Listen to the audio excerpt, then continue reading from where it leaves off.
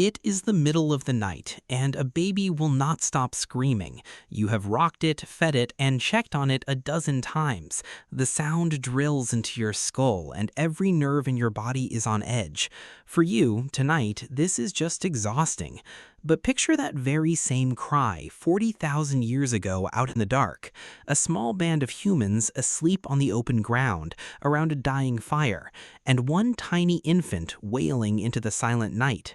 That sound does not just travel through the camp, it travels out across the plain, straight toward whatever is hunting in the dark. In that world, a crying baby was not just tiring, it was deadly. So what did ancient humans do with a screaming child in the night? The answer is hidden inside you every single time you hear a baby cry.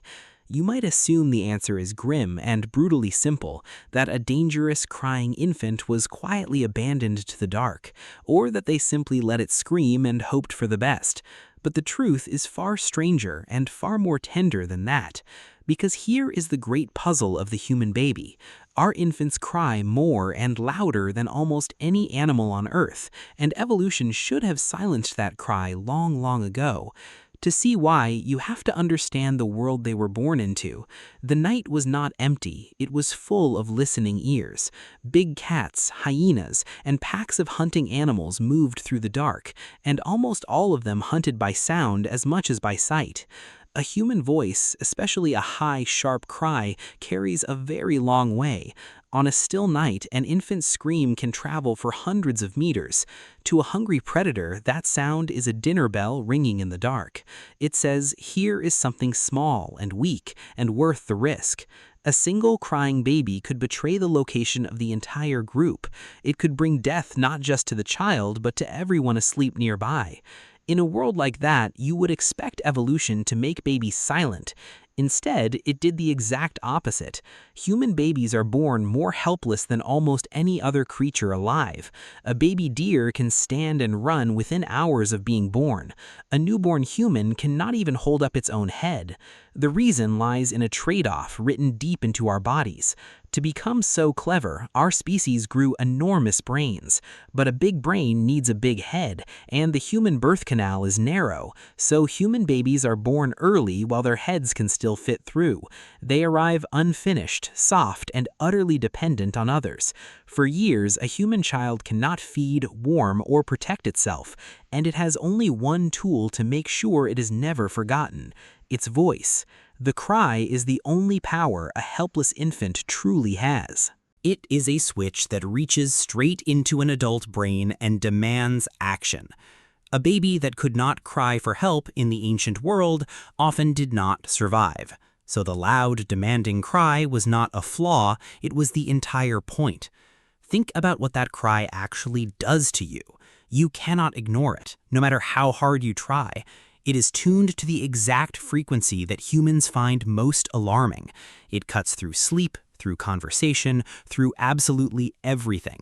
That is not an accident. It is precise evolutionary engineering. The cry is designed to be unbearable so that you will act. A baby cries to say, I am cold, I am hungry, I am here, do not leave me. And for hundreds of thousands of years, an adult always answered. But this created a deadly problem out on that dark and open plain. The very same cry that kept the baby fed could also get it killed. The group needed that signal, and they needed it silenced, fast. And the way they solved it is still in your arms today. The secret was not a cradle, and it was not a quiet separate room. The secret was to almost never put the baby down at all. In hunter-gatherer groups, infants are held or carried nearly all day long, against the skin, wrapped in a sling, close to a beating heart.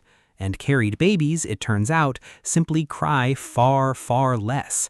There is a hidden reflex buried deep in the mammal brain.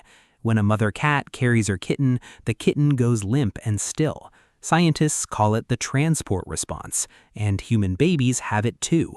When you stand up and walk with a crying baby, its little body relaxes, its heart rate drops, its limbs go soft, and the crying begins to fade. For a tiny infant, being carried means we are escaping danger, be still. It is an ancient anti-predator reflex, hundreds of millions of years old. A mother could lift her crying child, and the motion itself would calm it. So they walked, they swayed, and they rocked all through the night.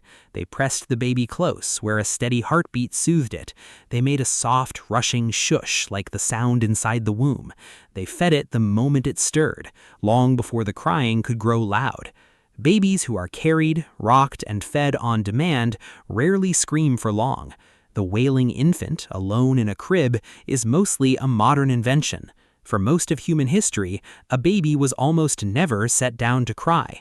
But a single exhausted mother cannot carry a child every hour of every day, and so she never had to do it alone. In ancient groups, a baby was not raised by one person, but by many. Grandmothers, aunts, sisters, and older children all took their turn. Scientists call these extra carers alloparents, the other parents.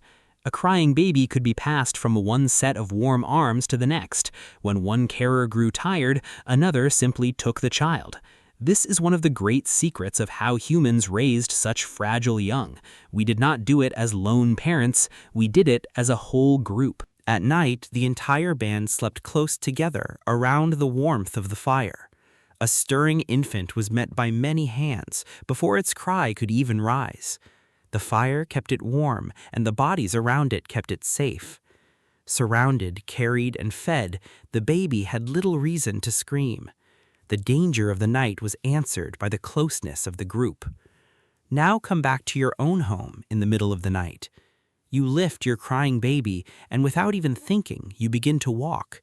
You sway from side to side, you gently bounce, and you make that soft shh. Nobody ever taught you this. Your body simply knew. You are running a program that is hundreds of thousands of years old. The walking triggers that very same ancient transport reflex. The shush imitates the rushing sound your baby once heard inside the womb. The closeness, the warmth, the heartbeat, all of it says one thing. You are safe, you are held, and the danger has passed. And the reason you cannot bear to let your baby cry is just as old. You are the descendant of parents who always answered that sound. The ones who could ignore it tended to lose their children. So that desperate urge to soothe was passed down, again and again, to you. Your baby cries with a voice shaped by 100,000 dangerous nights, and you answer it with instincts shaped by those exact same nights. The crib may be new, and the house may be perfectly safe, but the baby in your arms does not know any of that.